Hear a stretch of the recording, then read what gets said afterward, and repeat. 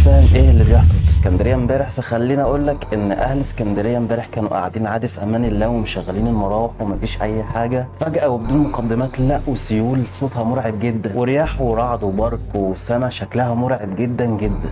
كل ده طبعا بدأ في اقل من دقيقه، لدرجه ان الناس في الشقق ما كانتش قادره تسمع بعضها من قوه صوت السيول والرعد والبرق.